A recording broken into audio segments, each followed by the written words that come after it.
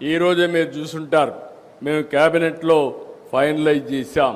Google data centre, artificial intelligence. స్వతంత్ర భారతదేశంలో ఆర్థిక సంస్కరణలు వచ్చిన తర్వాత సింగిల్ ఇన్వెస్ట్మెంట్ అంటే దగ్గర 10 బిలియన్ US అంటే 88,000 కోట్ల రూపాయలు రాబోయే 3 సంవత్సరాల్లో విశాఖపట్నంలో పెట్టబోతున్నారు. అది కూడా ఆర్టిఫిషియల్ ఇంటెలిజెన్స్ డేటా సెంటర్.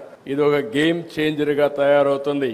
ఒకప్పుడు హైదరాబాద్ నేను చూస్తే, నేను ఆ రోజు హైటెక్ సిటీ కట్టి ఐటీని ప్రమోట్ చేశాను. ఇప్పుడు గూగుల్ డేటా సెంటర్ వచ్చి ఆర్టిఫిషియల్ ఇంటెలిజెన్స్ వచ్చిందంటే ఈ పిల్లలను చూస్తే నాకు అనిపించింది, చిన్నప్పటి నుంచి ఆర్టిఫిషియల్ ఇంటెలిజెన్స్ ఆల్గరిథమ్స్ రాయడానికి మన పిల్లలు సిద్ధపడిపోయే పరిస్థితికి వచ్చారు. ఇంకా మనం ఊహించుకోవచ్చు భవిష్యత్తు ఏ విధంగా ఉంటుందని. అందుకే ఇవన్నీ చూసిన తర్వాత నాకు ఏమాత్రం అనుమానం లేదు, బ్రహ్మాండమైన భవిష్యత్తు ఉంటుంది. అయితే ఈ యొక్క భవిష్యత్తులో పేదవాళ్ళని పైకి తీసుకొచ్చే బాధ్యత ఉన్నత స్థాయిలో ఉండే మిగిలిన వాళ్ళందరూ తీసుకోవాల్సిన అవసరం ఉంది.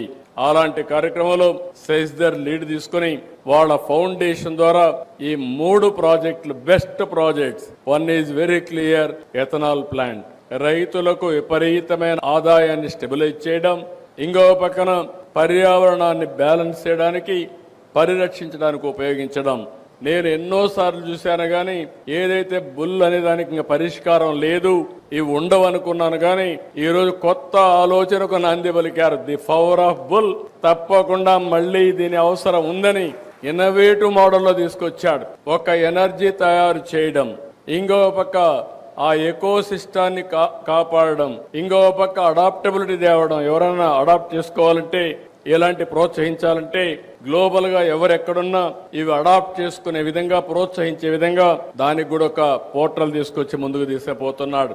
అన్నింటికంటే ముఖ్యంగా పిల్లలు ఫ్యూచర్కి ఏ విధంగా ఉండాలనో అలాంటి ఫ్యూచర్ సిటిజన్స్ తయారు చేయడానికి బెస్ట్ కరికులంతో బెస్ట్ స్కూల్ తయారు చేసే పరిస్థితికి వచ్చారు.